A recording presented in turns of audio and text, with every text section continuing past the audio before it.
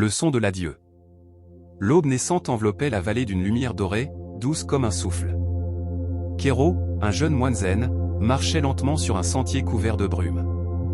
Dans son cœur, il portait le poids des adieux, ceux qu'il avait prononcés, ceux qu'il n'avait jamais osé dire, et ceux qui résonnaient encore dans son esprit. Le vent glissait entre les arbres avec une délicatesse presque humaine, murmurant. Chaque adieu laisse une trace, une leçon que l'on entend seulement lorsque l'on écoute vraiment.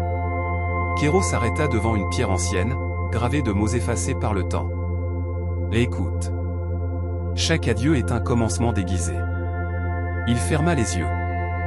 Dans le silence du matin, il perçut un murmure si subtil qu'il sembla venir de l'intérieur de lui-même, un son fragile, ni triste ni froid, juste, libérateur. Pour la première fois, il sentit que l'adieu n'était peut-être pas une fin, mais un passage.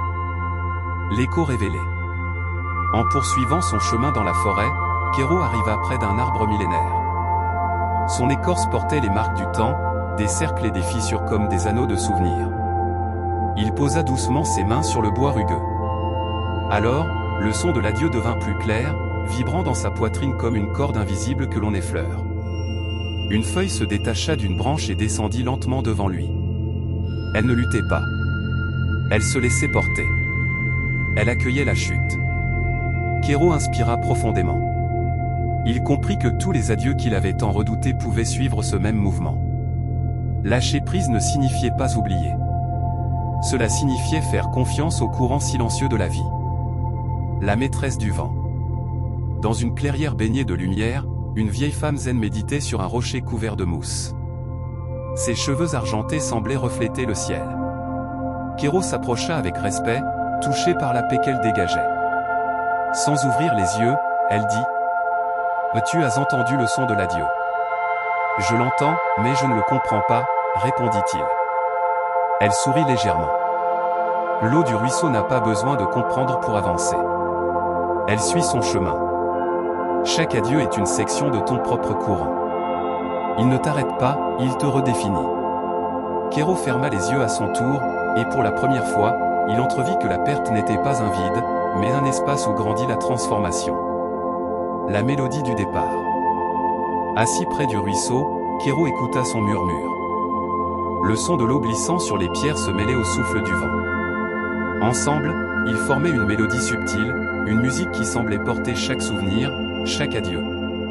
Il repensa aux personnes qui étaient passées dans sa vie, aux lieux qu'il avait quittés, aux rêves qui avaient glissé entre ses doigts. Pourtant, pour la première fois, il ne ressentit pas un manque, mais une présence douce, presque lumineuse. La vallée semblait lui souffler. Quand quelque chose s'en va, il laisse un espace pour que tu sois plus léger, plus vaste, plus vrai. Chaque adieu devenait une note dans une musique de libération. L'étreinte du silence. Kéro ramena ses genoux contre sa poitrine et posa son front dessus.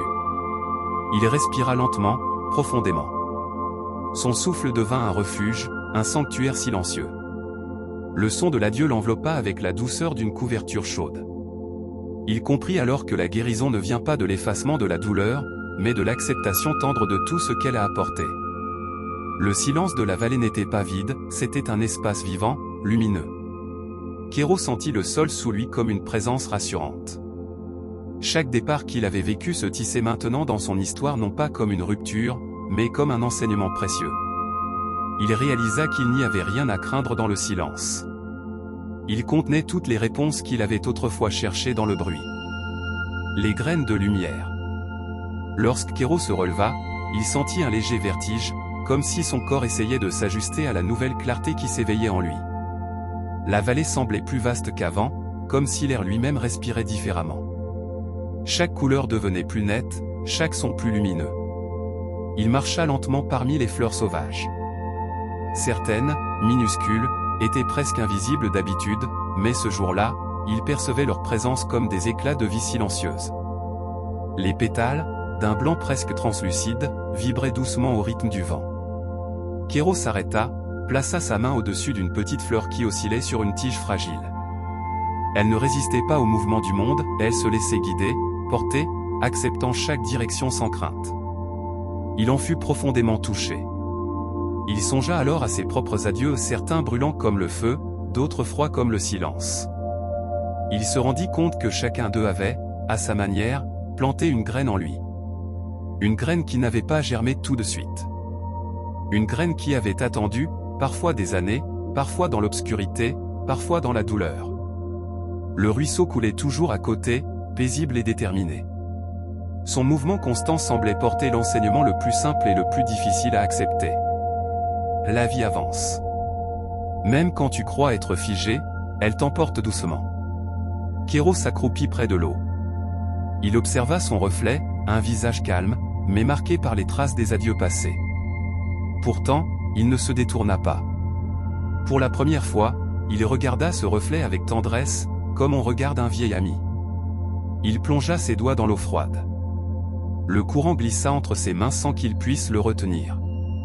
Cette impossibilité, autrefois douloureuse, devint soudain belle. Car dans cette fuite naturelle, il y avait une invitation. N'essaie plus de retenir ce qui doit partir. Permets à la vie de circuler en toi autant qu'autour de toi.